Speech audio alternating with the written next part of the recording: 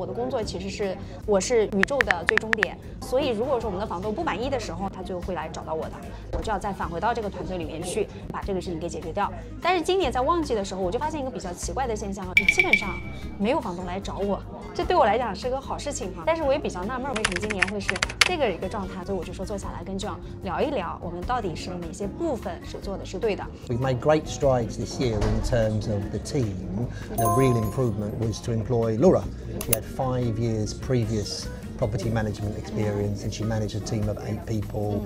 She looked after 1,200 properties in her portfolio and then she did 3 years with Berkeley Homes. She understood everything from the developer's side and we really do understand the luxury development now from start to finish. I think it's what you started talking about and planning about the staffing last year. If I'm honest, and I hope Berkeley Homes is not listening, I was doing my very best for a couple of years to get Laura to work with us. So I met her when I was attending on behalf of our clients who had purchased at Chelsea Creek. Laura was there, everything was done, it was very professional, and I could immediately see that she was someone that I could work alongside very well, but also could lead the team.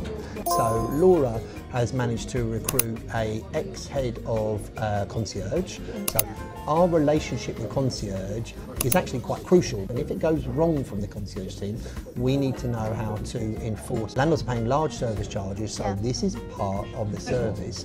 And I noticed a couple of little details as well when I went for property inspection with Avi. First thing he did, he went straight to the concierge. We talked to the concierge and said, how is this tenant? And if the concierge said this tenant is really nice, he used to live in this apartment, the landlord is more reassured of what kind of a person and get a better understanding of the tenant. So Alex is the ex-facilities manager for these large developments, very helpful in pushing back expenditure to the actual developers. It's been invaluable. And Jacob is relatively young, but he himself is already a multiple landlord and he has bought and refurbished 3 units that he now rents out.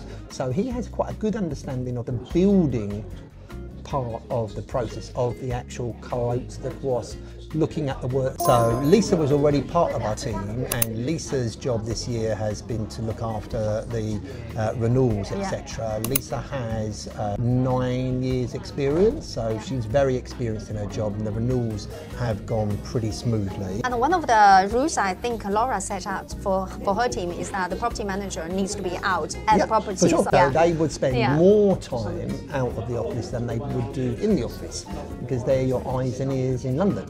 A property management team that just sits at their desk all day long, how are they managing? How are they looking? You know, where is their value? I think to sum up is that the pre-planning and choose the right person with the right skill set to manage your property. You're buying a property overseas, you really need somebody to understand how to manage your property. You can't just have an intern or a graduate who never bought a property to look after your property. You can't just give it to the person that you sold it to. This is a completely different set of skills. Being a landlord is not a short-term business, but what you're buying is the capital growth. But what you don't want is a lot of involvement and a lot of stress. So managing properties is a profession.